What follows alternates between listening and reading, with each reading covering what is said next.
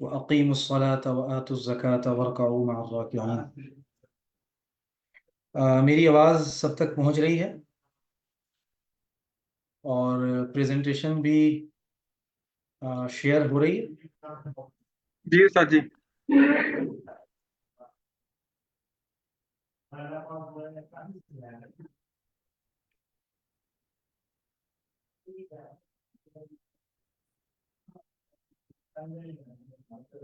جی مجھے ذرا feed back دے دیں، پریزنٹیشن آ رہی ہے؟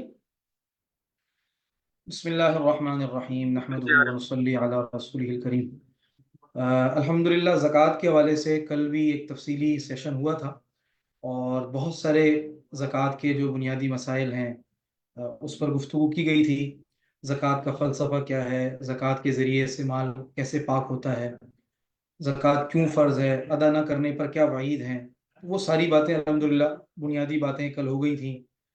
زکوٰۃ کا نصاب وہ کیا ہے اور اس نصاب کی امپلیمنٹیشن کیسے ہوتی ہے، اس نصاب کے ذریعے سے کیسے ہم معاشرے کے جو طبقات ہیں ان کو 3 حصوں میں تقسیم کرتے ہیں۔ کچھ وہ لوگ جن کے ذمے زکوٰۃ دینا واجب ہے، کچھ وہ لوگ جو نہ زکوٰۃ دیں گے نہ وہ وصول کر سکتے ہیں، کچھ وہ لوگ جنہوں نے زکوٰۃ وصول کرنی ہے اور وصول کرنا ان کے لیے جائز ہے۔ ان تمام چیزوں پر بات ہوئی تھی۔ آج کی جو پریزنٹیشن ہے یا آج کا جو سبق ہے زکوٰۃ کے حوالے سے، یہ کل ہی کے سبق کی ایک کمپلیشن ہے، تتمہ ہے، ایک تکملہ ہے۔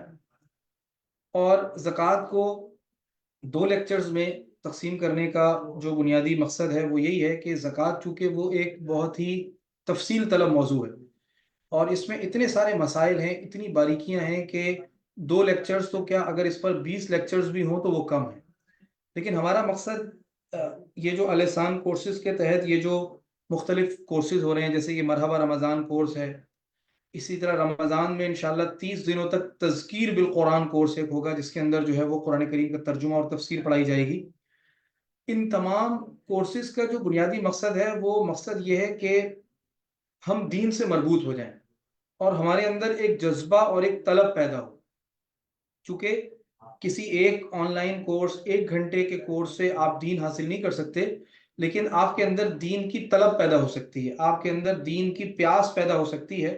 اور پھر جب ایک دفعہ پیاس پیدا ہو جاتی ہے، ایک دفعہ جب مزہ آ جاتا ہے، تو پھر انسان اس پیاس کو بجھانے کے لیے، اس جذبے کی آبیاری کے لیے پھر اپنے آپ کو لگاتا ہے، کھپاتا ہے، پھر وہ علماء کی مجالس میں جاتا ہے، پھر اس موضوع پر جو علماء کی کتابیں ہیں ان کا مطالعہ کرتا ہے۔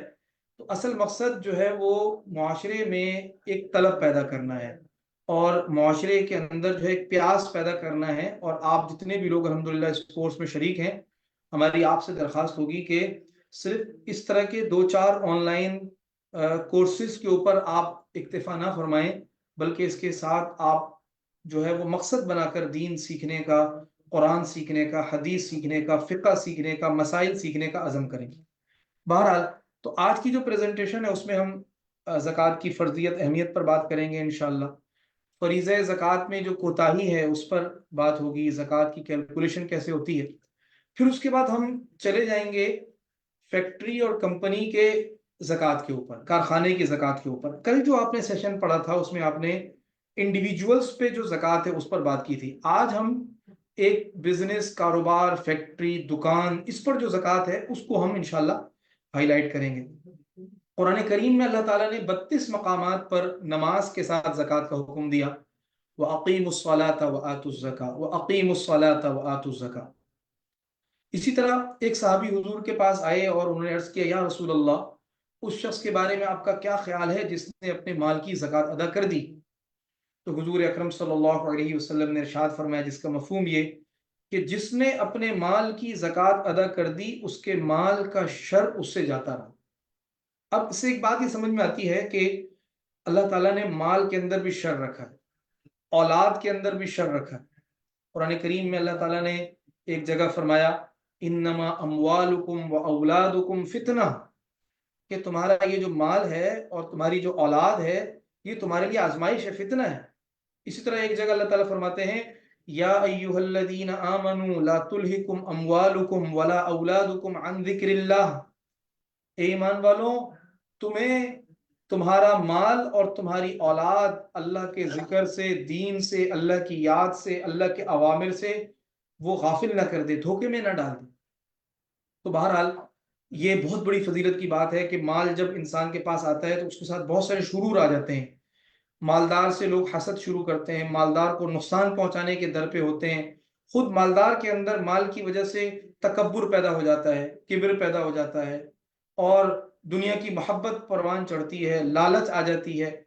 تو جب انسان زکوٰۃ دیتا ہے تو وہ جو اندر روحانی بیماریاں پیدا ہو رہی ہیں، حب مال، حب دنیا، اللہ تعالیٰ اس زکوٰۃ کی ادائیگی سے اللہ تعالیٰ اس باطن کی اصلاح فرماتے ہیں۔ اور زکوٰۃ کے لغوی معنی بھی صفائی کے ہیں، ستھرائی کے ہیں، اور قرآن کریم کی جو آیت ہے خذ من اموالہم صدقۃ تطہرہم بہا، سورہ توبہ کی آیت ہے، اس کا مفہوم بھی یہی ہے کہ اللہ تعالیٰ حضور سے فرماتے ہیں کہ آپ ان ایمان والوں سے زکوٰۃ وصول کر لیجئے، ان کے اموال میں سے زکوٰۃ لے لیجئے، اس کے ذریعے سے آپ انہیں پاک کر دیں۔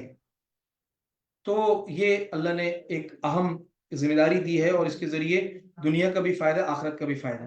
خدا نہ خواستہ اگر کوئی فریضہ زکوٰۃ میں کوتاہی کرتا ہے تو قرآن کریم کی آیت یہ کہتی ہے سورہ توبہ کی، والذین یکنزون الذهب والفضة ولا ينفقونها في سبیل اللہ فبشرهم بعذاب علیم، وہ لوگ کہ جو سونا اور چاندی جمع کرتے ہیں اور اسے اللہ کے راستے میں خرچ نہیں کرتے، جو واجب حقوق ہیں مال میں، زکوٰۃ، اس کو ادا نہیں کرتے، اللہ فرماتے ہیں فبشرہم بعذاب علیم، آپ انہیں دردناک عذاب کی خوشخبری سنا دیجئے۔ وہ عذاب کیا ہوگا؟ یوم یحمى علیہا فی نار جہنم، کہ جس دن اس مال کو جہنم کی آگ میں تپایا جائے گا، گرم کیا جائے گا، فَتُكْوَى بِهَا جِبَاهُهُمْ، اور پھر داغا جائے گا اس مال کے ذریعے سے ان کی پیشانیوں کو، اور وَجُنُوبُهُمْ، ان کے پہلوؤں کو، وَظُهُورُهُمْ، اور ان کی پیٹھوں کو، اور کہا جائے گا هَذَا مَا كَنَزْتُمْ لِأَنفُسِكُمْ، یہ تمہارا وہ مال ہے جو تم نے جمع کیا تھا، وہ خزانہ ہے جو تم نے جمع کیا تھا، فَذُوقُوا مَا كُنْتُمْ تَكْنِزُونَ، لہذا جو جمع کیا تھا آج اس کا بدلہ، اس کا ذائقہ آج تم چکھ لو۔ کتنی سخت وعید ہے، اللہ ہمیں اس سے بچائے۔ تو بہرحال یہ ہم نے زکوٰۃ کی وعید پر بھی بات کر لی، فضیلت پر بھی بات کر لی۔ اب ہم آتے ہیں زکوٰۃ کے حساب کتاب کے اوپر۔ تو کل بھی آپ نے دیکھا ہوگا کہ زکوٰۃ میں جو سب سے اہم چیز ہے جو نوٹ کرنے کی ہے وہ یہ ہے کہ آپ کی ہماری زکوٰۃ کی ڈیٹ کیا ہے، تاریخ کیا ہے، کس تاریخ کو زکوٰۃ کیلکولیٹ کرنی ہے۔ ہمارے یہاں لوگوں نے ایک اسٹینڈرڈ بنا لیا کہ جی یکم رمضان کو وہ زکوٰۃ کی کیلکولیشن کرتے ہیں، تو یہ بات ٹھیک نہیں ہے۔ رمضان کا زکوٰۃ سے کوئی براہ راست تعلق نہیں ہے، بلکہ ہر آدمی جس کو اللہ نے مال عطا فرمایا تو زندگی میں پہلی مرتبہ وہ نصاب کے بقدر مال کا جس تاریخ کو مالک بنا، فرض کرے 10 رجب کو بنا، تو اس کی زکوٰۃ کی کیلکولیشن کی ڈیٹ 10 رجب طے ہے۔ اگلے سال 10 رجب کو ہم یہ سمجھیں گے کہ اس پر سال گزر گیا، اور پھر اگلے سال 10 رجب کو جو ہے اس نے زکوٰۃ نکالنی ہوگی۔ تو سب سے پہلی بات یہ جو آپ کے سامنے پریزنٹیشن کھلی ہوئی ہے، لیفٹ سائڈ سے آپ دیکھیں کہ ماؤس بھی میں اس کے اوپر موو کر رہا ہوں، کہ آپ یہ دیکھیں گے کہ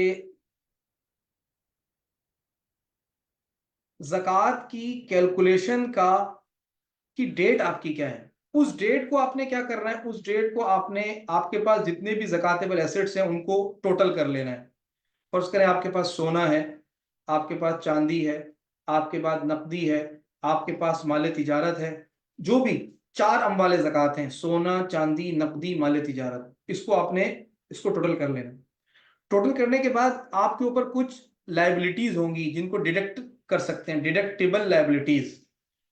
فرض کریں کہ کسی کا لون آپ نے خدا نہ خواستہ دینا ہے، یا اس تاریخ تک کوئی یوٹیلیٹی بل جو ہے وہ آ چکا ہے، یا آپ نے جو ہے کسی کا ایڈوانس واپس کرنا ہے، یا کوئی اور مالی ذمہ داری آپ کے اوپر ہے، تو ٹوٹل زکاتیبل ایسٹ لکھیں گے، اس سے مائنس کر لیں گے ٹوٹل لائبلٹیز جو آپ کے اوپر ہے۔ اب جو اماؤنٹ بچے گا وہ ہوگا زکاتیبل اماؤنٹ، یعنی اس کی زکات نکالنی۔ آپ نے ٹوٹل ایسٹ کی نہیں نکالنی، بلکہ ٹوٹل ایسٹ سے لائبلٹیز مائنس کر کے جو اماؤنٹ بچے گا اس کا 2.5% نکال لینا ہے، 2.5% بھی آپ اس کو کہہ سکتے ہیں۔ اور اس کو آپ 40واں حصہ بھی کہہ سکتے ہیں، یعنی آپ اس اماؤنٹ کو ڈیوائڈیڈ بائی 40 بھی کر سکتے ہیں.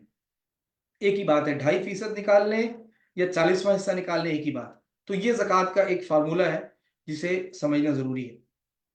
اب ہم آتے ہیں، جیسے میں نے عرض کیا کہ آج کی جو پریزنٹیشن ہے، کل جو آپ نے بات کی تھی وہ انڈیویجولز کی زکوٰۃ پر بات کی تھی، کل جو لیکچر تھا وہ اس موضوع پر تھا، اور آج جو ہے وہ کمپنی، کارخانہ، فیکٹری، اس حوالے سے.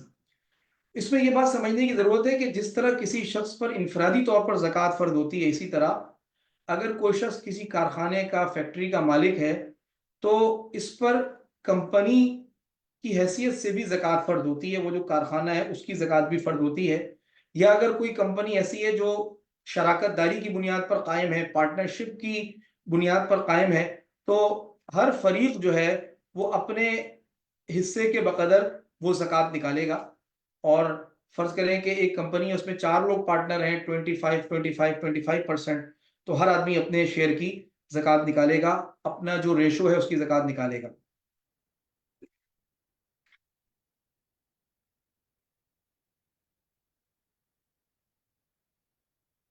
اگر کمپنی شخص واحد کی ملکیت ہے، یعنی ایک ہی آدمی کی کمپنی ہے، تو اس میں کوئی مسئلہ نہیں ہے، ٹوٹل پہ وہ زکوٰۃ نکال لے گا. کمپنی اگر شراکت داری کی بنیاد پر قائم ہے تو ہر شریک اپنے حصے کی زکوٰۃ کی ادائیگی کا پابند ہوگا. کمپنی پر بحیثیت شخص قانونی یعنی لیگل انٹیٹی کمپنی پر زکوٰۃ نہیں ہوگی. البتہ اگر کوئی کمپنی پارٹنرشپ کی بنیاد پر قائم ہے اور اس کے قواعد و ضوابط میں، پراسپیکٹس میں، یا جو اس کا سالانہ اجلاس ہوتا ہے AGM، اس میں یہ سب شرکا یہ طے کرتے ہیں کہ جی ہم کمپنی پر بحیثیت ایک لیگل انٹیٹی زکوٰۃ نکالیں گے، تو یہ بھی ہو سکتا ہے کہ آپ کمپنی ہی کی طرف سے زکوٰۃ نکالیں اور ہر آدمی اپنے شیئر سے زکوٰۃ نہ نکالے، یہ بھی ہو سکتا ہے. ہمارے پاس جو کمپنیاں پائی جاتی ہیں پوری دنیا میں، تو ان کی یہ 4 قسمیں ہیں. اس وقت بھی آپ جس بھی بزنس کو دیکھیں گے تو وہ ان 4 قسموں میں سے کسی نہ کسی ایک کیٹیگری میں وہ فال کرتا ہوگا. یا تو سروس پرووائڈنگ کمپنیاں ہیں، جیسے سروس پرووائڈ کر رہی ہیں، جیسے آپ آج کل دیکھ سکتے ہیں کہ TCS ہے، DHL ہے، فوڈ پانڈا ہے، یہ سروس پرووائڈر کمپنیاں ہیں. دوسرے نمبر پر مینوفیکچرنگ کمپنیز ہیں جو پیداواری سرگرمیاں سر انجام دے رہی ہیں، مینوفیکچرنگ کر رہی ہیں، وہ پروڈکشن کرتی ہیں، کوئی کھانے کی چیز بناتی ہیں، فوڈ بیوریجز، یا دوائیاں بناتی ہیں، میڈیسنز بناتی ہیں، یا کپڑا بناتی ہیں، یا اس کے علاوہ کوئی آئلز یا کاسمیٹکس کی چیزیں بناتی ہیں، دوسری کیٹیگری. تیسری وہ کمپنیاں ہیں جو ٹریڈنگ کمپنیاں ہیں. ٹریڈنگ کا مطلب یہ کہ وہ صرف اور صرف جو ہے وہ دوسروں کا مال اٹھاتی ہیں اور آگے بیچتی ہیں، اپنا پروفٹ کماتی ہیں، خود سے مینوفیکچرنگ نہیں کرتی. چوتھا جو ماڈل پایا جاتا ہے دنیا میں وہ انٹیگریٹڈ ماڈل ہے. انٹیگریٹڈ ماڈل کا مطلب یہ کہ یہ جو 3 کیٹیگریوں اوپر گزری ہیں، خدمات، پیداوار، سروسز پرووائڈ کرنا، مینوفیکچرنگ کرنا، ٹریڈنگ کرنا، تو کوئی کمپنی ایسی ہو کہ وہ ان میں سے دونوں کام کرتی ہو یا تینوں کام کرتی ہو، تو ہم کہیں گے کہ یہ کمپنی انٹیگریٹڈ ماڈل کے اوپر ہے. یہ 3 کمپنی کی زکوٰۃ کا بھی یہی اصول ہے جو ہم نے پیچھے فارمولہ دیکھا. سب سے پہلے آپ کمپنی کے قابل زکوٰۃ اثاثے اٹھائیں گے. کوئی بھی کمپنی ہمارے پاس ہوتی ہے تو اس کی ایک بیلنس شیٹ ہوتی ہے. بیلنس شیٹ میں ایک سائڈ پہ ایسٹس لکھے ہوتے ہیں اور ایک سائڈ پہ لائبلٹیز لکھی ہوتی ہیں. تو ایسٹس میں سے کچھ ایسٹس وہ زکاتیبل ہیں، کچھ ایسٹس وہ زکاتیبل نہیں ہیں. ابھی ہم اس پر بات کریں گے.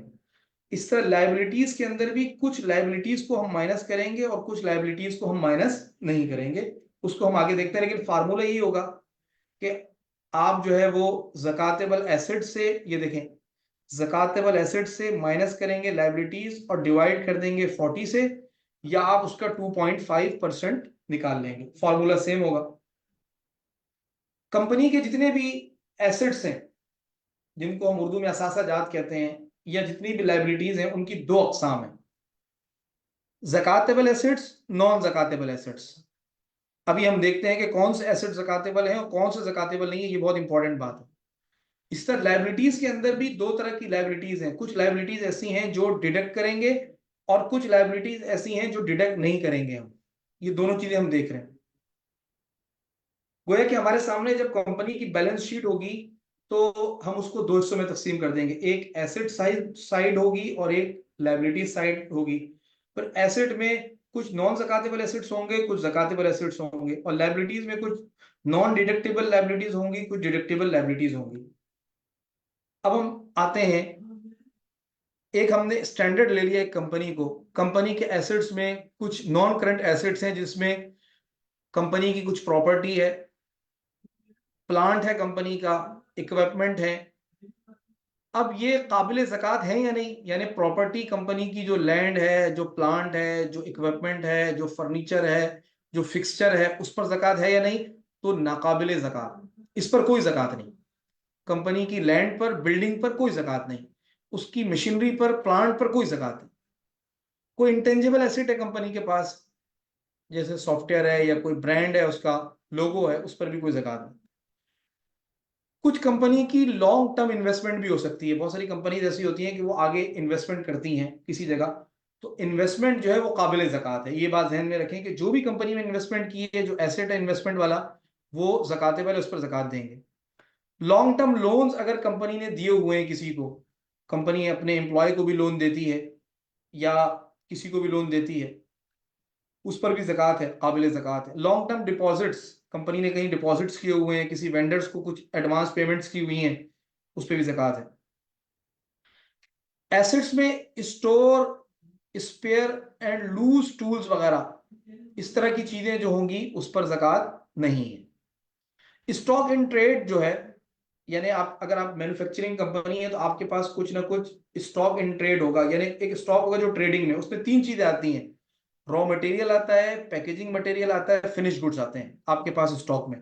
तो रॉ मटेरियल भी काबिल ज़कात है, रॉ मटेरियल पर ज़कात होगी, और पैकेजिंग मटेरियल पर भी ज़कात होगी, फिनिश गुड पर भी ज़कात होगी। ट्रेड डेट्स जो हैं वो भी काबिल ज़कात हैं, अगर कोई ट्रेड डेट्स हैं तो उस पर भी ज़कात होगी। लोन एंड एडवांसेस, अगर कंपनी ने आगे किसी को एडवांस दिए हुए हैं, कोई लोन्स किसी को दिए हुए हैं, तो उस पर भी ज़कात होगी। डिपॉजिट्स एंड प्री पेमेंट्स जो है उस पर भी ज़कात होगी। अदर रिसीवेबल्स, यानी जितने भी कंपनी के रिसीवेबल हैं उस पर ज़कात होगी। एक्रूड प्रॉफिट रिसीवेबल, ये भी एक अकाउंट रिसीवेबल होता है कि कुछ प्रॉफिट हो जाता है लेकिन प्रॉफिट अभी तक निकाला नहीं जाता, वो रिसीवेबल के तौर पे खड़ा रहता है, उस पर भी ज़कात होगी। टैक्सेशन नेट, ये ऐसा होता है, कभी कभार ऐसा होता है कि हुकूमत टैक्स ज्यादा काट लेती है या किसी और तरीके से काट लेती है, लेकिन वो टैक्स अब एडजस्ट करना होता है और वो टैक्स कंपनी को वापस मिलता है हुकूमत से, जिसको हम टैक्स रिसीवेबल भी कहते हैं, तो वो भी होगा। कैश एंड बैंक बैलेंस, ये तो ज़कातेबल है, कैश जितना कंपनी के पास है या बैंक कितना है उस पर ज़कात होगी। तो ये हमने एसेट्स की कुछ एसेट्स देख ली, जिसमें बुनियादी बात यह है कि जो रॉ मटेरियल्स है उस पर ज़कात है, स्टॉक पर ज़कात है, कैश पर ज़कात है, बैंक पर ज़कात है, अकाउंट रिसीवेबल्स जितने उन पर ज़कात है, कोई लोन्स दिए हुए हैं, एडवांसेस दिए हुए हैं कंपनी ने, उस पर ज़कात है। अलबत्ता ज़कात किस पर नहीं है? प्रॉपर्टी पर नहीं है, कंपनी के प्लांट पर नहीं है, बिल्डिंग पर नहीं है, लैंड पर नहीं है, इक्विपमेंट पर नहीं है, फिक्सचर पर नहीं है, फर्नीचर पर नहीं है, इस पर नहीं है ज़कात। तो ये एसेट साइड हमने कवर कर ली और इससे बहुत सारे हमारे मसाइल हल हो गए। अच्छा, लाइबिलिटीज के अंदर भी कुछ लाइबिलिटीज ऐसी होती हैं जो डिडक्टेबल होती हैं और कुछ लाइबिलिटीज ऐसी होती हैं जो डिडक्टेबल नहीं होती। आमतौर पर कंपनियां जो छोटे मोटे लोन किसी से ले लेती हैं, या कंपनी ने कोई बिल अदा करना है, कोई यूटिलिटी बिल्स देने हैं, इस तरह की कोई लाइबिलिटी है, तो वो सारी की सारी लाइबिलिटी माइनस होगी। अलबत्ता हमारे यहाँ अब एक कॉन्सेप्ट है कॉरपोरेट सेक्टर में, और वो है कमर्शियल लोन्स का, या हम उसको कहेंगे कि कमर्शियल लॉन्ग टर्म लोन्स। वो क्या होता है कि कंपनीज जो होती हैं वो कर्जे लेती हैं, लेकिन कर्जे वो पैदावारी मकासद के लिए लेती हैं। वो इसलिए कर्जा लेती हैं कि कंपनी चल रही है, उसका एक प्लांट चल रहा है, वो प्लांट फर्ज करें 1 अरब रुपए का है, अब मालिकान ने तय किया कि अब हमने एक और प्लांट लगाना है और उसके लिए हमने 2 अरब की फाइनेंसिंग लेनी है, कर्जा लेना है, और वो फिर आहिस्ता आहिस्ता वापस करना है, जो प्लान होता है उसका। तो ये जो तिजारती कर्जा है, अगर हम ये कहें कि जी जो शरीयत का उसूल ये है कि आपके पास जितने एसेट्स हैं उससे उसमें से लायबिलिटी आप माइनस कर लें, तो यहां भी आप ऐसा कर लें कि चूंकि ये कर्जा है लिहाजा इस कर्जे को आप माइनस कर दें, تو ایسی صورت میں نقصان کیا ہوگا؟ نقصان یہ ہوگا کہ جتنے بڑے بڑے صنعت کار ہیں، جتنے بڑے بڑے بزنس مین ہیں، جو فیکٹری آنرز ہیں، مالکان ہیں، تو ان پر زکوٰۃ ہی لازم نہیں ہوگی، اس لیے کہ ان کے اگر 2 ارب کے ریل اثاثے موجود ہیں تو وہ 3 ارب کا انہوں نے لون بھی لیا ہوا ہے بینکوں سے، لیکن وہ لون انہوں نے کسی مجبوری کے تحت نہیں لیا، بلکہ وہ لون انہوں نے مزید اپنے بزنس کو بڑھانے کے لیے لیا۔ تو اس لیے اب علماء نے اس مسئلے میں اجتہاد کیا اور بیٹھے، شیخ الاسلام حضرت مفتی محمد تقی عثمانی صاحب نے اس پر ڈیسیجن لیا، فیصلہ لیا، اور فیصلہ یہ لیا کہ جو بڑے بڑے تجارتی لون جو لیے جاتے ہیں تو اس میں یہ دیکھا جائے گا کہ وہ آپ نے تجارتی لون لے کر آپ نے آگے کیا کیا۔ اگر آپ نے تجارتی لون لے کر آگے کوئی ایسی چیز لے لی ہے جو چیز زکاتیبل ہے، مثال کے طور پر آپ نے لون لیا بینک سے، اور لون لے کر آپ نے اس سے آپ نے را مٹیریل خرید لیا، یا اس سے آپ نے فنش گڈز لے لیا، تو چونکہ آپ نے ایسی چیز لی ہے جس پر آپ زکات دے رہے ہیں، آپ را مٹیریل پر زکات دے رہے ہیں، آپ فنش گڈ پر زکات دے رہے ہیں، لہذا آپ اس لون کو مائنس کر سکتے ہیں، چونکہ اس سے جو چیز خریدی ہے اس چیز پر آپ پوری پوری زکات دے رہے ہیں۔ ٹھیک ہے، یہ بات سمجھ میں آ گئی۔ اور اگر یہ جو آپ نے کمرشل لون لیا ہے، اس لون کو لے کر آپ نے اس سے کوئی ایسی چیز خرید لی ہے کہ جس پر زکات نہیں ہے، مثلا تو آپ نے 10 کروڑ لون لیا، اور 10 کروڑ لون لے کر آپ نے اس سے لینڈ لے لی، زمین خرید لی، آپ نے اس سے ایک پلانٹ لے لیا، ایک مشینری خرید لی، تو چونکہ پلانٹ، لینڈ اور مشینری پر زکات نہیں ہے، لہذا اب اس لون کو بھی آپ ڈیڈکٹ نہیں کریں گے، ورنہ کیا ہوگا؟ تو ورنہ یہ ہوگا کہ آپ جو ہے وہ زکات دینا تو دور کی بات، آپ مستحق زکات بن جائیں گے۔ تو اس لیے یہ اب یہ مسئلہ ہے کہ جو کمپنیوں نے بڑے بڑے جو لون لیے ہوئے ہوتے ہیں، وہ عام ایک انفرادی آدمی کے لون کی طرح، ایک انڈیویجول کے لون کی طرح اس کو ٹوٹل ایسٹ سے مائنس نہیں کریں گے، بلکہ اس میں پھر تفصیلات ہیں، اور اس میں کمپنیوں کو چاہیے کہ وہ مفتیان کرام سے رجوع کریں، دارالفتہ ماشاءاللہ موجود ہیں، ان کے پاس جائیں اور ان سے اپنے مسائل ڈسکس کریں۔ جامعۃ الرشید کا دارالفتہ ہے، دارالعلوم کراچی کا دارالفتہ ہے، اور بھی بہت سارے ادارے ہیں، بنوریا سائٹ ہے ان کا دارالفتہ ہے، تو وہاں جا کر یہ جو خصوصاً جو بڑے بڑے تجارتی لون لیے ہوئے ہوتے ہیں، ان لون پر زکات ہوگی نہیں ہوگی، اس کو آپ ڈیڈکٹ کریں گے نہیں کریں گے زکات کی کیلکولیشن میں، اس پر جو ہے وہ مسائل سیکھیں اور آگے چلیں۔ ایک اور اہم بات وہ جو سمجھنے کی ہے، جو بہت امپورٹنٹ ہے، اور وہ بھی زکات کے، چونکہ آج کی جو ہماری پریزنٹیشن ہے، جیسے میں نے عرض کیا کہ یہ تھوڑا ایڈوانس زکات کا ایک لیول ہے جس پر ہم آ رہے ہیں، وہ یہ ہے کہ زکات میں ہم قمری سال کے حساب سے زکات دیں گے یا شمسی سال کے زکات سے حساب سے زکات دیں گے؟ تو یہ بات بالکل طے ہے کہ زکات کی ادائیگی میں شریعت نے قمری سال کا اعتبار کیا ہے، شمسی سال کا اعتبار نہیں کیا، تو قمری سال سے ہی زکات دیں گے۔ البتہ اگر کبھی کوئی ایسی ناگزیر اور ایسی مجبوری کی صورتحال پیش آ گئی کہ آپ کو شمسی سال کے حساب سے زکات دینی پڑ رہی ہے، کوئی کمپنی ایسی ہے وہ یہ کہتی ہے کہ جی ہمارا جو حساب کتاب ہے وہ قمری سے میچور ہی نہیں ہو سکتا، بلکہ ہمیں جو حساب کتاب ہے وہ شمسی پر ہی رکھنا پڑے گا، اس لیے کہ 30 جون کو ہمیں ایکچوئل پتہ چلتا ہے کہ ہمارے کتنے ایسٹس ہیں، 30 جون کو ہمیں پتہ چلتا ہے کہ ہم پر کتنی لائبلٹیز ہیں، 30 جون کو ہمیں پتہ چلتا ہے کہ جی ہماری انوینٹری اتنی ہے، اس سے پہلے کسی قمری تاریخ یا کسی کلوزنگ پر ہمیں پتہ نہیں چلتا۔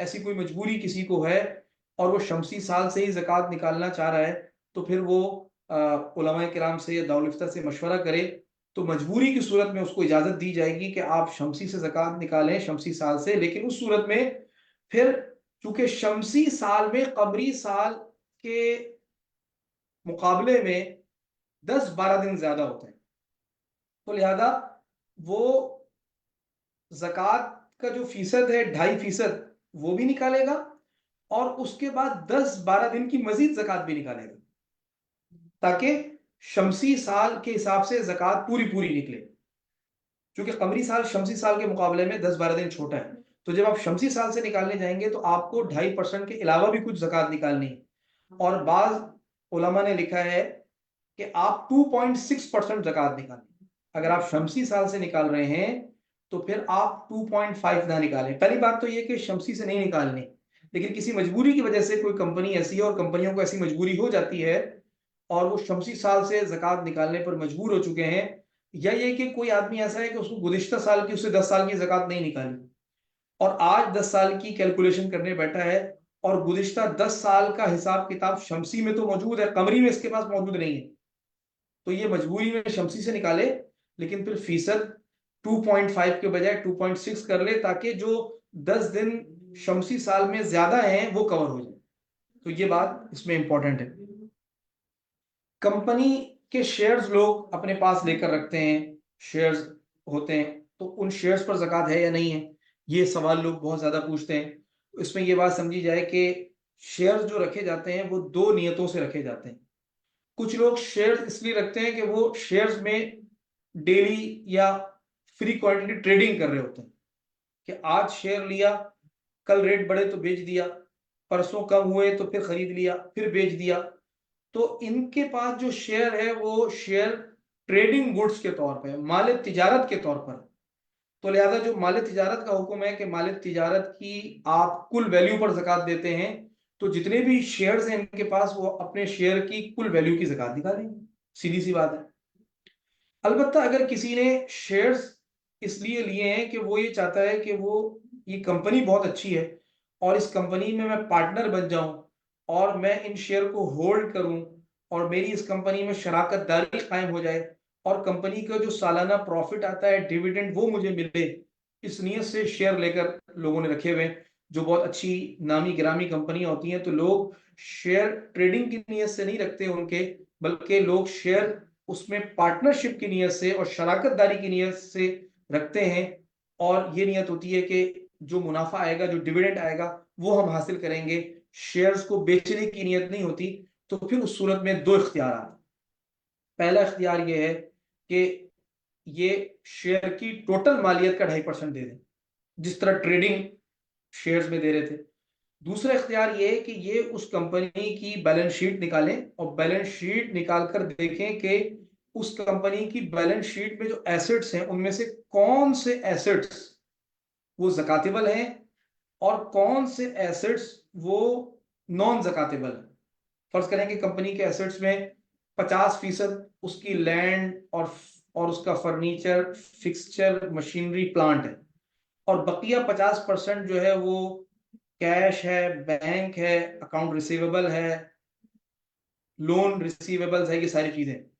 تو اب ان کو یہ اختیار ہے کہ یہ اپنے شیئر کا 100% کا 2.5% نہ نکالیں، اس لیے کہ 100% میں تو کچھ ایسٹس ایسے بھی ہیں جن پر زکوٰۃ ہی نہیں ہے، تو یہ ایک اندازہ لگا کے جو زکاتیبل ایسٹ جتنے ہیں اس کے تناسب سے زکوٰۃ نکالیں، یہ آپشن بھی موجود ہے۔ لیکن اس میں بھی جو ہے وہ اگر آپ کے پاس ایسے ہولڈنگ کی نیت سے شیئرز ہیں تو آپ مفتیان کرام سے کے پاس جائیں، دارالفتہ میں جائیں اور ان کو پورا بتائیں، وہ اس کمپنی کی بیلنس شیٹ دیکھ کر آپ کو بتا دیں گے کہ آپ احتیاطاً اتنی زکوٰۃ نکالیں، تو یہ بھی اس میں ایک آپشن ہو سکتا ہے۔ ایک مسئلہ پروویڈنٹ فنڈ کے حوالے سے ہوتا ہے۔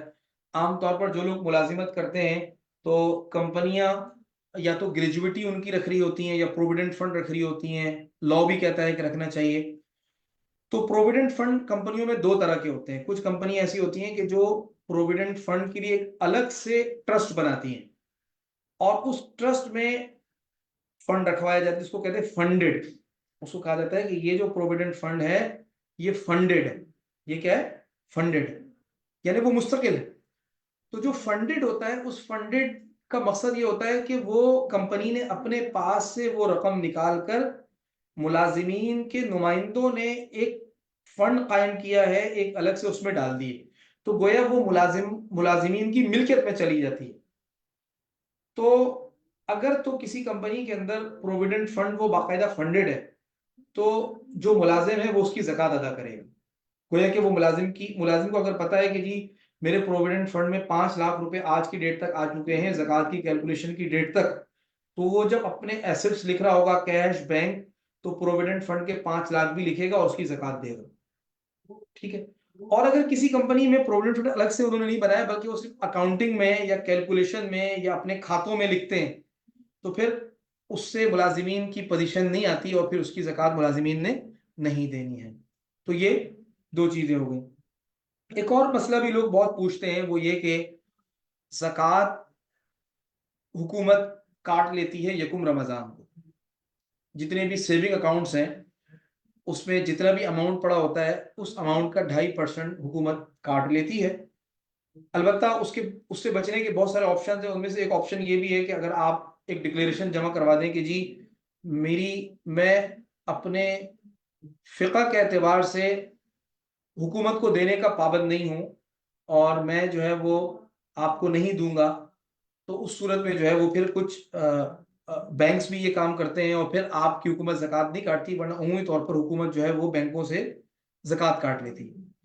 तो अब ये सवाल पैदा होता है कि जो ज़कात हुकूमत बजरिया बैंक काटती है तो क्या वो ज़कात अदा हो जाती है?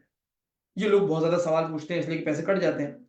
इसका जवाब ये है कि अगरचे हुकूमत के तरीक़ेकार में बहुत सारी खामियां भी हैं, गलतियां भी हैं, जिनकी तरफ उलमा निशानदेही करते हैं कि उनको ठीक करना चाहिए, लेकिन हुकूमत को ये एक इख्तियार हासिल है और हुकूमत जब ज़कात काटती है तो काटने के साथ ही ज़कात अदा भी हो जाती है और देने वाला अपनी जिम्मेदारी से बरी ज़िम्मा हो जाता है।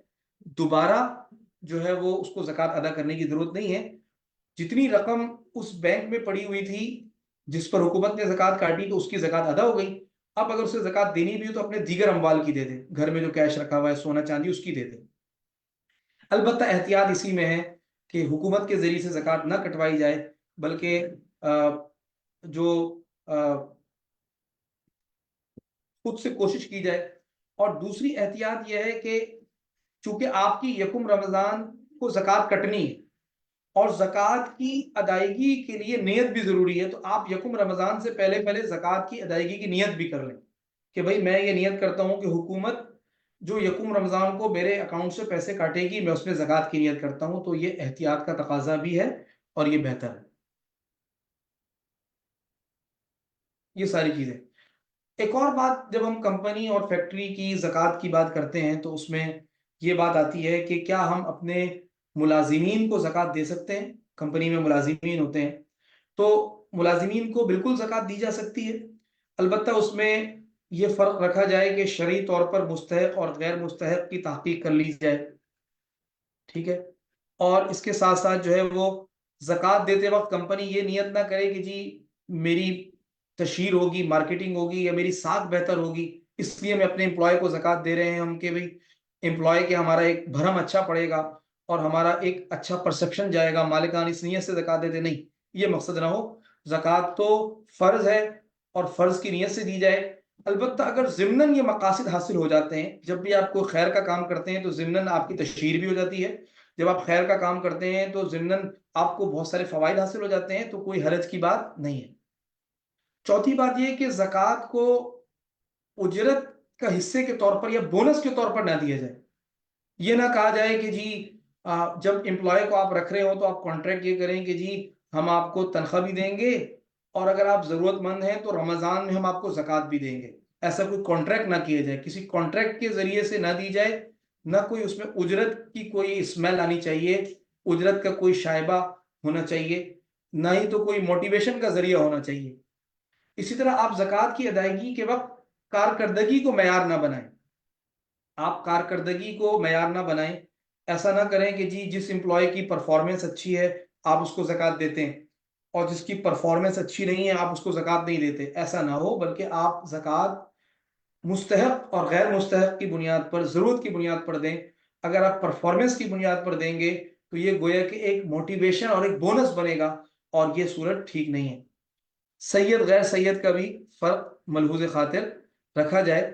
इन चीज़ों को सामने रखा जाएगा तो अपने मुलाजिमीन को ज़कात दी जा सकती है। इसी तरीके से जब आप अपने मुलाजिमीन को ज़कात दे रहे हों तो आपको ये बताना ज़रूरी नहीं है कि जी मैं आपको ज़कात दे रहा हूँ, बल्कि किसी भी मुस्तहिक़ को, किसी भी सफ़ेद पोश को देते वक़्त बताना ज़रूरी नहीं, बल्कि आप हदिया बोलकर भी ज़कात दे सकते हैं। आप गिफ्ट बोलकर भी ज़कात दे सकते हैं। आप ईदी कि मैं आपको ईदी दे रहा हूँ, ये ले लो, ये भी आप दे सकते हैं। अलबत्ता आपके अपने दिल में, देने वाले के दिल में ज़कात की नीयत का होना ज़रूरी है। देते वो किसी भी नीयत से दे दे, बल्कि बेहतर ये है कि जो सफ़ेद पोश लोग हैं, जो मुलाज़िमीन हैं, उनकी इज़्ज़त नफ्स मजरूह ना हो। बेहतर ये है कि आप उनको ज़कात के नाम से ना दें, बल्कि वैसे आप सपोर्ट के नाम से दे दें। ہدیے، آپ یہ کہیے کمپنی کی طرف سے آپ کو گفٹ ہے، اس نیت سے آپ دے دیں تو ان کا ایک بھرم بھی رہے گا، دیگر ملازمین کی نظر میں بھی وہ چھوٹے نہیں ہوں گے، وہ اپنے آپ کو گلٹی بھی فیل نہیں کریں گے، اور یہ طریقہ بہتر بھی ہے۔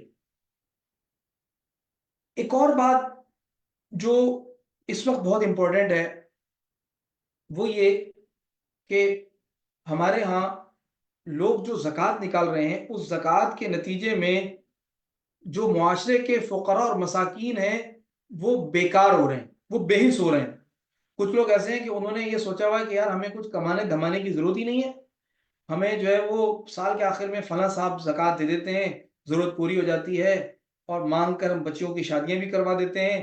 تو ہمارے معاشرے میں، معذرت کے ساتھ ایک لفظ ہے جو میں کہنا نہیں چاہ رہا ہوں لیکن اس کے علاوہ کوئی لفظ ابھی میرے ذہن میں بھی نہیں آ رہا، ہمارے معاشرے میں ہڈ حرام قسم کے لوگ زکوٰۃ کے نتیجے میں پروان چڑھ رہے ہیں، جن کا کام یہ ہے کہ وہ زکوٰۃ لیتے ہیں اور وہ پورا سال کوئی ایکٹیویٹی نہیں کرتے، کوئی تگ و دو نہیں کرتے، کوئی بھاگ دوڑ نہیں کرتے۔ ایک طبقہ تو ماشاءاللہ ایسا وجود میں آ چکا، اللہ ہم سب کی حفاظت فرمائے، کہ جو ہیں ہی مانگنے والے فقیر ہیں، بھیک مانگنے والے، ان کو تو زکوٰۃ دینی نہیں چاہیے، اس لیے کہ ان کے بارے میں ہمیں پتہ ہی نہیں ہے کہ وہ کیا ہے، ان کا بیک گراؤنڈ کیا ہے، وہ کہاں سے آئے ہیں، پیشہ ور ہیں، ہو سکتا ہے کہ اپنے علاقے میں، گاؤں میں ان کے پاس کروڑوں کی پراپرٹی موجود ہو، ان کو دینا ہی نہیں چاہیے۔ لیکن ایک وہ طبقہ جو مستحق زکوٰۃ ہے لیکن وہ کوئی ایکٹیویٹی نہیں کر رہا، کوئی وہ بزنس ایکٹیویٹی، کوئی اکنامک ایکٹیویٹی، کوئی معاشرے کا کوئی ایکٹیو رول وہ ادا نہیں کر رہا، تو ہم نے اس سے بچنا ہے کہ معاشرے کے اندر کوئی کامچور طبقہ زکوٰۃ کے ذریعے سے پیدا نہ ہو، اس کی بھی کوشش کرنی ہے۔ اس کے لیے ضروری ہے کہ مالدار حضرات زکوٰۃ و خیرات اس انداز میں خرچ کریں کہ مستحق افراد ساری زندگی زکوٰۃ و خیرات مانگنے کے بجائے خود کفیل اور اپنے پیروں پر کھڑے ہو جائیں، اور زکوٰۃ لینے کے بعد چند سالوں کے بعد خود زکوٰۃ دینے والے بن جائیں۔ مثلا ایک فیملی، آپ اس کو زکوٰۃ دیتے ہیں تو آپ ان کو زکوٰۃ دینے کے بجائے آپ یہ کہیں کہ جی ہم زکوٰۃ کی مد میں آپ کو ایک دکان لگا کر دیتے ہیں، ہم آپ کو مالک بنائیں گے، زکوٰۃ کی تمام شرائط پوری کریں گے اس میں، یعنی نیت آپ کی دل میں یہی ہو کہ وہ مستحق کے زکوٰۃ ہیں، آپ ان کو کیش نہیں دے رہے بلکہ آپ اس کو کہتے ہیں کہ بھائی میں تم کو دکان لگا کر دوں گا، یا میں تم کو ٹھیلا لگا کر دوں گا، یا میں تم کو رکشا خرید کر دوں گا، اور دل میں آپ کی نیت یہی ہے کہ آپ اس کو رکشا زکوٰۃ کے پیسوں سے دے رہے ہیں، آپ دکان زکوٰۃ کے پیسوں سے لگا کر دے رہے ہیں، آپ ٹھیلا زکوٰۃ کے پیسوں سے دے رہے ہیں، تو اب کیا ہوگا کہ آپ کی زکوٰۃ بھی ادا ہو جائے گی، اور اس کو ایک جو ہے وہ معاشی سرگرمی بھی مل جائے گی، ایک روزگار بھی مل جائے گا، اور وہ خود کفیل ہوگا، اور ہو سکتا ہے کہ چند سالوں کے بعد زکوٰۃ لینے کے بجائے وہ زکوٰۃ دینے والا بنے۔ اس تھیم کے ساتھ بھی مالداروں کو زکوٰۃ دینی چاہیے۔ ایک فیملی کو آپ زکوٰۃ دیتے ہیں، آپ نے دیکھا کہ بھی ان کے 3 چھوٹے بچے ہیں، آپ یہ شرط لگائیں کہ جی ہم آپ کو سپورٹ اس شرط پر کریں گے کہ آپ نے ان بچوں کو میٹرک اور انٹر کروانا ہے، اور آپ دیکھیں ان کو، تاکہ وہ بچے میٹرک انٹر کریں، کوئی ٹیکنیکل کورس کر لیں، ان کا کوئی اچھا روزگار لگ جائے، اور یہ جو پورا خاندان ہے یہ چند سالوں میں زکوٰۃ دینے والا بن جائے، اس تھیم کے ساتھ کہ ہماری زکوٰۃ کے ذریعے سے معاشرے میں کامچور اور ہڈ حرام قسم کی سوسائٹی پروان نہ چڑھے، بلکہ ہماری زکوٰۃ کے ذریعے سے معاشرے میں پروڈکٹیوٹی پیدا ہو، اور اکنامک ایکٹیویٹی پروان چڑھے، اور لوگ جو ہیں وہ چند سالوں کے بعد اپنے پیروں پر کھڑے ہو کر زکوٰۃ دینے والے بن جائیں، اس تھیم کے ساتھ جو ہے وہ زکوٰۃ دی جائے۔ خود کفالتی منصوبوں کی یہ مبارک حکمت عملی خود رسول اللہ صلی اللہ علیہ وسلم اور خلفائے راشدین ثابت ہے۔ ان حضرات نے ریاست مدینہ کو ایسے معاشی خطوط پر پروان چڑھایا کہ چند سالوں بعد ہی پورے مدینہ منورہ میں کوئی زکوٰۃ وصول کرنے والا نہ بچا، یہ ہمیں پتہ چلتا ہے۔ ایک صحابی حضور کی خدمت میں آئے اور آ کر انہوں نے کہا یا رسول اللہ، میں بہت مجبور ہوں، بہت ضرورت مند ہوں، میری کچھ مدد فرمائیے۔ حضور نے فرمایا کہ تمہارے پاس کوئی چیز ہے؟ انہوں نے کہا میرے پاس کوئی چیز نہیں۔ حضور نے کہا ذرا غور کرو، تو کافی غور و خوض کے بعد انہوں نے فرمایا کہ میرے پاس ایک بلینکٹ ہے، ایک اوڑھنے والی ایک ایک ایک گدڑی ہے، ایک چادر ہے۔ تو حضور نے فرمایا وہ لے آؤ۔ جب وہ لے کر آئے تو حضور نے صحابہ میں بولی لگائی کہ کون اس کو خریدے گا؟ تو ایک صاحب نے جو ہے وہ 2 ریال میں خرید لیا۔ حضور صلی اللہ علیہ وسلم نے جو ہے وہ ان سے کہا کہ تم اس سے جو ہے وہ ایک کلہاڑی خرید کر لاؤ۔ وہ کلہاڑی خرید کر لائے۔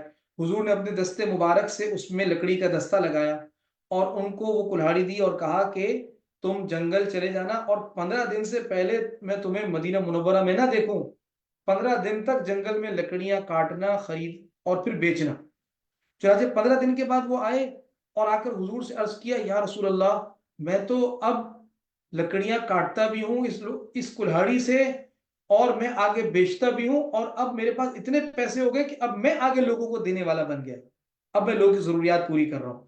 تو یہ اسلام کا ماڈل ہے، اور اس ماڈل کو ہمیں پروان چڑھانا ہے۔ مالدار حضرات، ٹریڈ یونینز، فیکٹری ایسوسی ایشن کے سرکردہ افراد جو ہیں وہ خود کفالتی منصوبے اور مائکرو فائنینسنگ پروجیکٹ زکوٰۃ کے ذریعے شروع کر سکتے ہیں، لیکن اس میں مفتیان کرام سے مشورہ کر کے کہاں زکوٰۃ لگے گی، کہاں نہیں لگے گی۔ ذیل میں چند آسان صورتیں بتائی جاتی ہیں۔ نمبر 1، مستحق زکوٰۃ شخص کو آپ سبزی یا فروٹ کا ٹھیلا لگا کر دے سکتے ہیں، مالکانہ تصرف کے ساتھ، اس کو باقاعدہ مالک بنائیں۔ مستحق زکوٰۃ کو آپ رکشہ یا سزوکی دے سکتے ہیں۔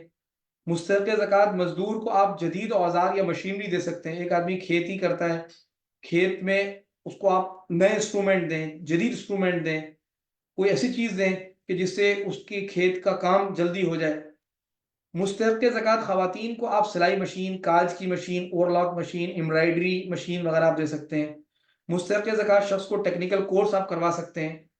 اسی طرح غریب خاندان کے مستحق بچوں کو آپ اعلیٰ تعلیم دلوا سکتے ہیں۔ تو یہ کچھ کام ہیں جو ہمیں کرنے چاہیے، اور ہمیں یہ کوشش کرنی چاہیے کہ ہماری زکوٰۃ کے ذریعے سے معاشرے میں کامچور لوگ نہ بڑھیں اور مانگنے والے لوگ نہ بڑھیں، بلکہ ہمارا معاشرہ وہ بہتر ہو اور اس کے اندر جو اکانومک ایکٹیویٹیز ہیں وہ پروان چڑھے۔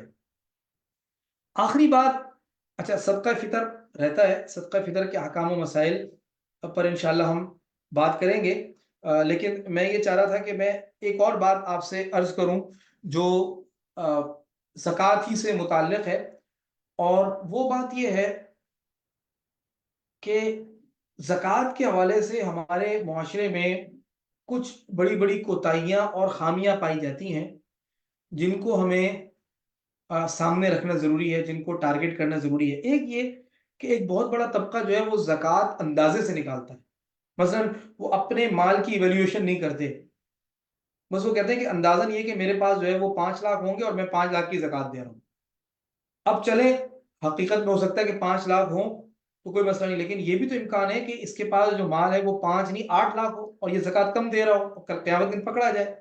لہٰذا زکوٰۃ کے لیے ضروری ہے کہ پوری کیلکولیشن کے بعد زکوٰۃ نکالی جائے، اندازے سے زکوٰۃ دینا وہ ٹھیک نہیں۔ اسی طریقے سے جس کو زکوٰۃ دے رہے ہیں اس کی پوری تحقیق ضروری ہے۔ ہمارے معاشرے میں اس کی بڑی کمی کوتاہی ہوتی ہے کہ جی گھر کے اندر ماسی کام کر رہی ہے اس کو دے دیا، اس تحقیق ہی نہیں کی کہ جی اس کے پاس سونا تو نہیں ہے، اس کے پاس چاندی تو نہیں ہے، وہ خود مالدار تو نہیں ہے، بس یہ ظاہری دیکھا کہ ظاہری کپڑے میلے کچیلے ہوتے ہیں تو زکوٰۃ دے دی۔ تو یہ ایک بہت بڑی جو ہے وہ ہمارے ہاں معاشرے میں زکوٰۃ کے حوالے سے غلط فہمی ہے۔ اسی طریقے سے زکوٰۃ کے حوالے سے ایک غلط فہمی یہ ہے کہ زکوٰۃ لوگ شمسی سال سے کیلکولیٹ کرتے ہیں اور وہ یہ سمجھتے ہیں کہ زکوٰۃ شمسی سال سے دینی ہے، حالانکہ ابھی ہم نے پیچھے سبق میں پڑھا کہ زکوٰۃ کے لیے اللہ تعالیٰ نے قمری سال مقرر کیا اور قمری سال سے ہی دینی ہے۔ شمسی سال سے اگر مجبوری میں دینی ہے تو پھر اس کا تناسب بھی بڑھانا ہے۔ اور اس کے علاوہ بھی بہت ساری ہمارے یہاں زکوٰۃ کے حوالے سے جو ہے وہ غلط فہمیاں پائی جاتی ہیں۔ کچھ لوگ زکوٰۃ کو جب وہ ضرورت مند کو زکوٰۃ دیتے ہیں تو وہ یہ سمجھتے ہیں کہ یہ ہم کو احسان کر رہے ہیں، ضرورت مند پہ ہم کو احسان کر رہے ہیں، حالانکہ زکوٰۃ یہ احسان نہیں ہے، بلکہ زکوٰۃ یہ ایک مال کا حق ہے جو اللہ نے مال میں رکھا ہے، جس طرح یہ مالی حقوق میں سے ایک لازمی حقوق ہے۔ تو اگر آپ زکوٰۃ ادا کر رہے ہیں تو یہ آپ اپنی ایک ذمہ داری پوری کر رہے ہیں، آپ کسی آرگنائزیشن پر، کسی ادارے پر احسان نہیں کر رہے۔ تو اس میں سوچ جو ہے وہ احسان کی نہیں ہونی چاہیے، بلکہ سوچ یہ ہونی چاہیے کہ میں اللہ کا ایک حکم پورا کر رہا ہوں۔ جیسے آپ نماز پڑھتے ہیں، نماز فرض ہے، زکوٰۃ بھی فرض ہے، تو نماز جب آپ ادا کرتے ہیں تو کسی پر احسان نہیں کرتے، تو زکوٰۃ سے کسی کی مدد کرنا وہ کسی پر احسان کرنا نہیں ہے کہ آپ آج احسان کریں اور کل جتائیں اور کل آپ اس کے اوپر جو ہے دوسروں کو ذلیل کریں، تو یہ طریقہ ٹھیک نہیں ہے۔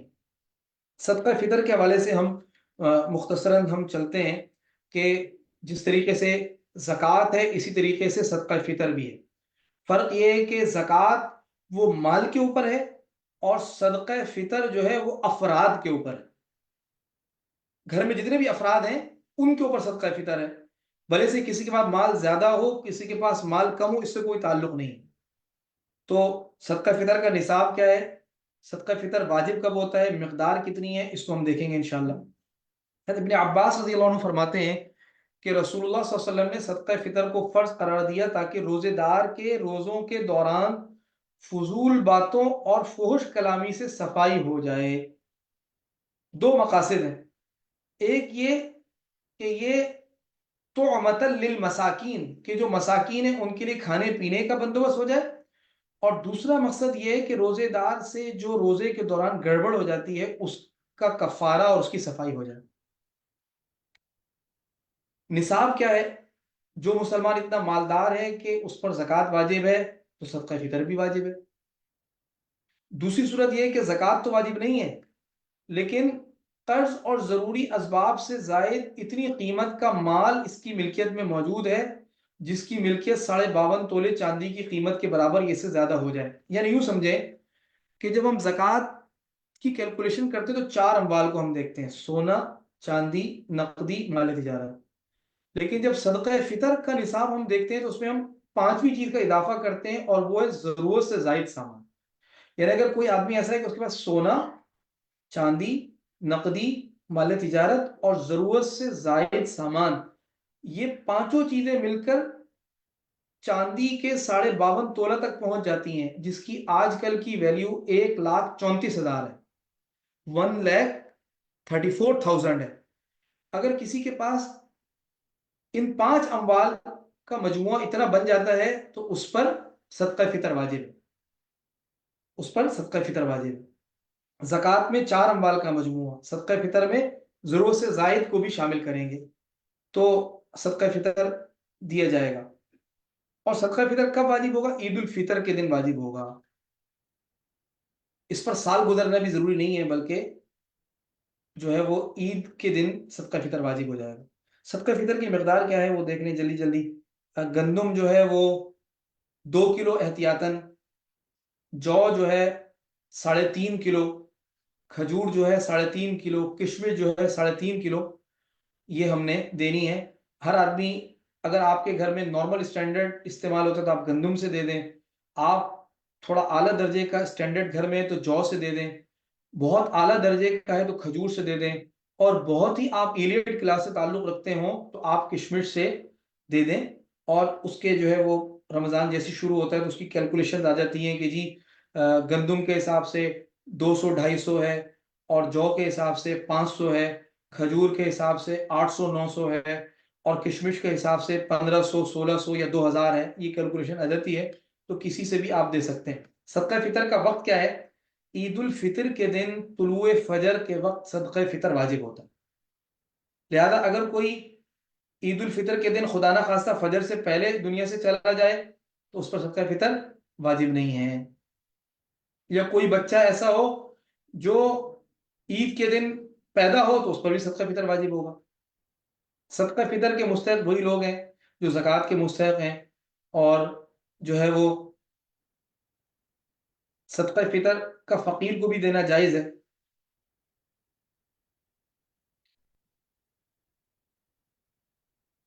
خواتین کی زکوٰۃ کے کچھ خصوصی مسائل ہیں، اس پر ہم نے بات کچھ نہ کچھ کر لی ہے، اور جس میں کچھ چیزیں جو ہیں وہ آگے بھی ڈسکس ہو جائیں گی انشاءاللہ، اور آگے بھی ہم دیکھیں گے. خواتین کی زکوٰۃ کے حوالے سے ایک اہم بات یہ ہے کہ ہمارے ہاں خواتین یہ سمجھتی ہیں کہ اگر ان کے پاس کوئی سونا، چاندی، کوئی جیولری موجود ہے تو اس کی زکوٰۃ ان کے خاوند پر نکالنا ضروری ہے، اور خاوند زکوٰۃ نکالے گا، اور ان پر زکوٰۃ نکالنا ضروری نہیں ہے. بلکہ شریعت میں جو اموال زکوٰۃ کا مالک ہے اس پر زکوٰۃ واجب ہے. تو عورت پر اپنی جیولری کی زکوٰۃ خود واجب ہے. اگر مرد نکالتا ہے تو یہ مرد کی طرف سے ایک استحسان ہے، ایک احسان کا معاملہ ہے، اس پر لازم نہیں ہے. اب بہت ساری خواتین یہ مسئلہ پوچھتی ہیں کہ جی ہمارے پاس تو کیش ہوتا نہیں، پھر ہم کہاں سے نکالیں؟ تو آپ اپنی جیولری میں سے کوئی چھوٹی چیز بیچ کر نکالیں. ایک انگوٹھی آپ نے بیچ دی، ایک لونگ آپ نے بیچ دی، ایک بالی آپ نے بیچ دی، اور آپ نکالیں، ہے آپ پر ہی لازم. اگر خاوند یا بھائی نکالتے ہیں تو وہ ایک احسان کی بات ہے وہ، لیکن واجب آپ پر، آپ نہیں نکالنی۔ اگر وہ منع کر دیں تو آپ ان پر زبردستی نہیں کر سکتی، اور آپ کو اپنی زکوٰۃ خود نکالنی۔ صدقہ فطر کس کے ذمے ہے؟ تو جو گھر کا سربراہ ہوتا ہے اس کے ذمے اپنے ماتحتوں کا صدقہ فطر نکالنا ہے۔ بچوں کی طرف صدقہ فطر ہے، جی بالکل، جیسے میں نے شروع میں عرض کیا کہ صدقہ فطر وہ مال پر نہیں ہے بلکہ صدقہ فطر افراد پر ہے۔ تو گھر کے جتنے بھی افراد ہوں گے، چاہے وہ چھوٹا بچہ ہی کیوں نہ ہو، نو مولود بچہ ہی کیوں نہ ہو، شیرخوار بچہ ہی کیوں نہ ہو، اس کی طرف سے بھی صدقہ فطر نکالا جائے گا۔ گھریلو ملازموں کو زکوٰۃ دے سکتے ہیں، تو یہ ہم نے اس پر پوری تفصیلی بات کر لی ہم نے۔ ملازموں کو زکوٰۃ دے کر کوئی اضافی کام لینا، جیسے بہت ساری خواتین گھروں میں کرتی ہیں کہ اپنی ملازموں کو زکوٰۃ بھی دی اور اضافی کام بھی لے رہی ہیں، تو یہ بالکل ٹھیک نہیں ہے۔ زکوٰۃ دے کر اس کا کوئی بینیفٹ آپ نہیں لے سکتے۔ تو یہ کچھ باتیں الحمدللہ آج کی سلائیڈ میں ہم نے کر لی، اور امید ہے کہ بہت ساری چیزیں اس میں کور ہوئی ہوں گی۔ لیکن جیسے میں نے عرض کیا کہ یہ زکوٰۃ، صدقات، یہ روزہ اور یہ جتنی بھی چیزیں ہیں، یہ ایک سیشن، ایک کلاس کی نہیں ہیں۔ اس طرح کے سیشنز کا بنیادی مقصد وہ طلب پیدا کرنا ہے، اور اللہ تعالی ہم میں طلب پیدا کر دے، اپنی طرف رجوع اللہ نصیب فرما دے، اور ہم دینی مدارس کی طرف متوجہ ہوں، ہم اللہ والوں کی طرف متوجہ ہوں، ہم مفتیان کرام کی طرف متوجہ ہوں، دارالافتاء کی طرف متوجہ ہوں، اور اپنی زندگی کے جو 24 گھنٹے کے معاملات ہیں وہ پوچھ پوچھ کر اور دینی اور شرعی رہنمائی میں ہم گزاریں، یہ مقصود ہے۔ 1 گھنٹے میں آپ کو کوئی عالم فاضل یا کسی سبجیکٹ سے متعلق تفصیلی کوئی دین نہیں پڑھا سکتا، یہ کسی کے بس میں نہیں ہے، بلکہ مقصد یہ ہے کہ ایک فلیور، ایک ذائقہ ہمیں آ جائے، اور ایک ہمیں ٹریک اور ایک ہمیں راستہ مل جائے، اور پھر زندگی بھر ہم پوچھ پوچھ کر مرتے دم تک، قبر تک ہم سیکھنے والے ہوں، طالب علم ہوں۔ اللہ تعالیٰ ہمیں سمجھنے کی، عمل کرنے کی توفیق عطا فرما دے۔ آج کے لیکچر سے متعلق اگر کوئی سوال ہو تو وہ گروپ میں کیا جا سکتا ہے۔ جزاکم اللہ خیرا۔ سبحانک اللہم و بحمدک، نشہد ان لا الہ الا انت، نستغفرک و نتوب الیک۔